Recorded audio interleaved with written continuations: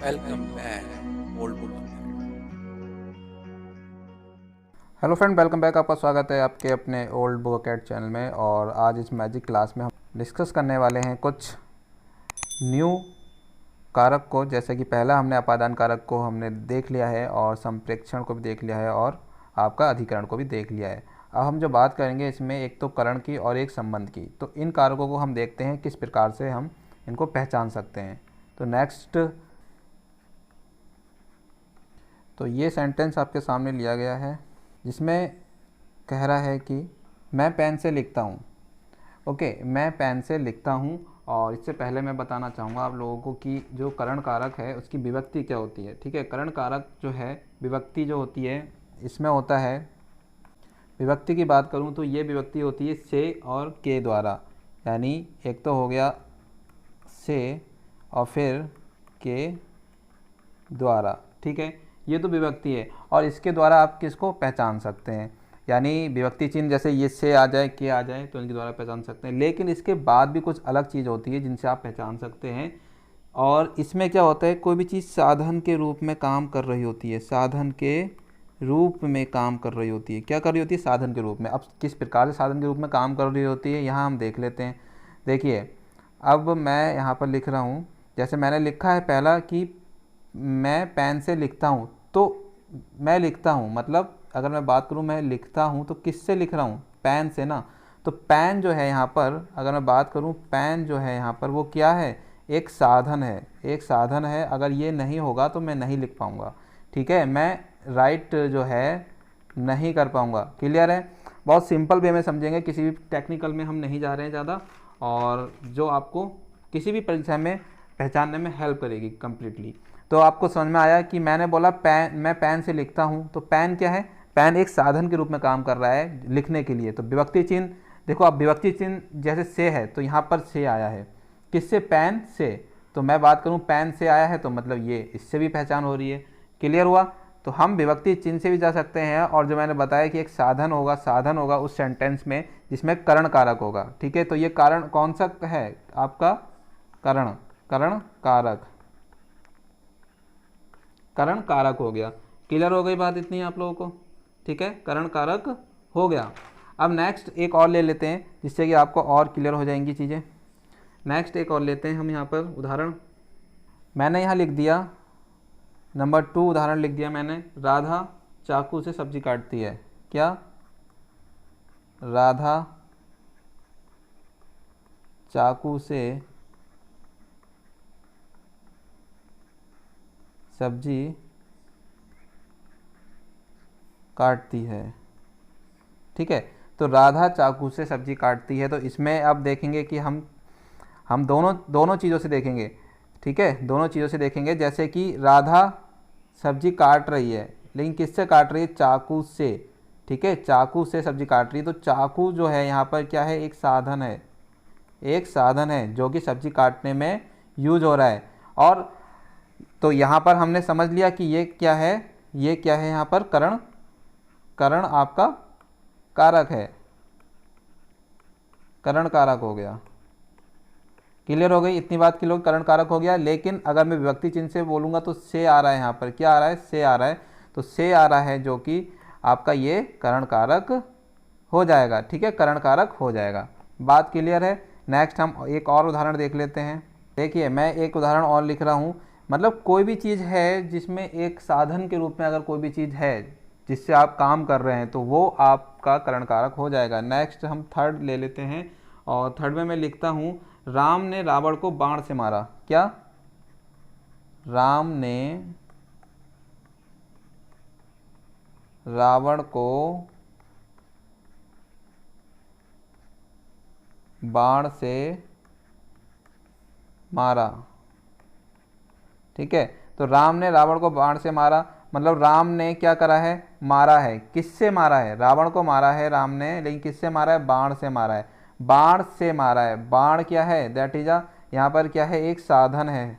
ठीक है, साधन है, साधन के रूप में काम कर रहा है। और से ऑल्सो ये क्या है, विभक्ति है, आपकी विभक्ति है जो आपको बता रही है कि ये कौन सा कारक है, करण कारक है। ठीक है, करण कारक है। तो यहाँ बात आपको क्लियर हो गई होगी किस प्रकार से हम करण कारक को पहचान सकते हैं। ठीक है, तो ये बात समझ में आ गई आपको। एक उदाहरण और देखते हैं यहाँ पर। एक उदाहरण और है कि मोहन ने लाठी से कुत्ते को मारा। ठीक है, कुत्ते को मारा, यानी मोहन क्या कर रहा है, कुत्ते को लाठी से मार रहा है। तो लाठी जो है दैट इज यहाँ पर ये क्या है, साधन है, आपका साधन है। साधन है तो जाहिर सी बात है, मैंने आपको बताया है बार बार कि करण कारक हो गया, यहाँ पर करण कारक हो गया, कारक हो गया। ठीक है, और विभक्ति चिन्ह आपके पास से है तो मतलब आपको समझ में आ गया कि करण कारक हो गया है। तो यहाँ तक बात आपको आई होप क्लियर हो गई होगी। नेक्स्ट हम बात करने वाले हैं किसकी, संबंध कारक की। संबंध कारक, ठीक है। अब संबंध कारक क्या होता है, देखिए ये जो मैं बता रहा हूँ आपको, ये 100% मिलेंगे आपको देखने को एग्जाम में, और ये 1 से 2 नंबर यहाँ से आप बिल्कुल बना के लेके जाएंगे अपने एग्जाम में, बिल्कुल 100% कह रहा हूँ। तो देखिए चलिए एक उदाहरण देखते हैं हम इसका फटाफट।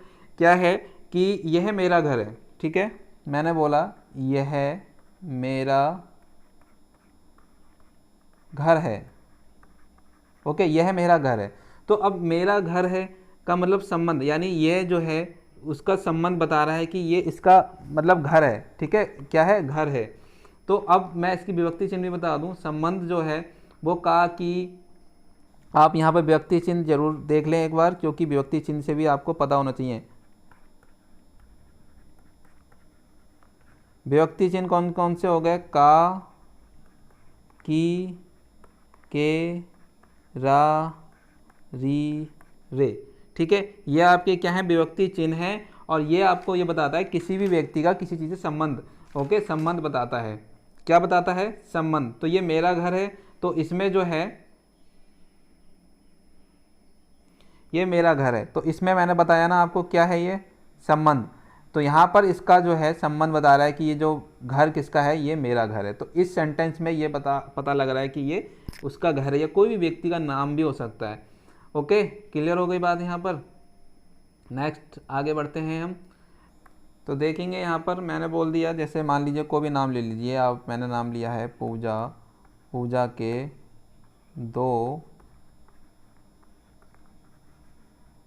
लड़कियाँ हैं। पूजा के 2 लड़कियाँ हैं।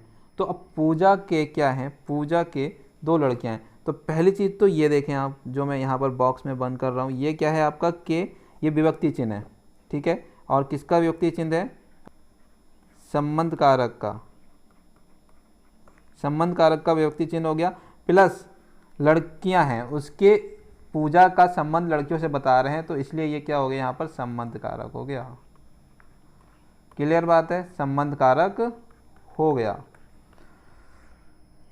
देखिए आप लोगों ने बहुत बार पढ़ लिए होंगे ये कारक की, इनकी परिभाषा और इनके विभक्ति चिन्ह, लेकिन जब हम क्वेश्चन से हल करते हैं तो हमारे दिमाग में चीज़ें बैठती हैं, हमारे दिमाग में चीज़ें क्या करती हैं, घर कर जाती हैं, बैठ जाती हैं। जब जैसे क्वेश्चन आता है हमारे सामने, तो वो क्या होता है, हमारे दिमाग में तुरंत वो चीज़ आ जाती है सामने कि अरे ये क्वेश्चन हमने वहाँ किया था, तो इस प्रकार से हमें समझ में आने लगती है कि हाँ ये चीज़ ऐसे है। ओके, तो ये बात आपको क्लियर है यहाँ पर। नेक्स्ट एक और उदाहरण ले लेते हैं हम, संबंध कारक का ही। अब यहाँ पर एक बहुत ज़्यादा इम्पोर्टेंट एक उदाहरण मैं दे रहा हूँ। ठीक है, उदाहरण है आपको पुत्र प्राप्त हुआ। तो मतलब पुत्र प्राप्त हुआ, यानी आपको क्या है, पुत्र प्राप्त हुआ। तो इस वाक्य में हमें ये बताना है कि आपका जो है कौन सा कारक होगा, यानी आपको जो है या आपका जो है इसमें कौन सा कारक होगा। तो देखिए अब मैंने बोल दिया, तो सबसे पहली चीज़ तो यह है कि यहाँ पर ये सिर्फ इतना है, कितना है, इतना। और जो ये को है ना, को, ये आपकी क्या है, विभक्ति चिन्ह है। तो यहाँ से हमने ये पहचान लिया कि ये क्या है, ओके, संबंध कारक है, संबंध कारक है। क्लियर हो गई इतनी बात। तो ये क्या है, संबंध कारक है। अब यहाँ पर यह भी हो सकता था कि रमेश को, किसी का भी नाम हो सकता है, रमेश को पुत्र प्राप्त हुआ।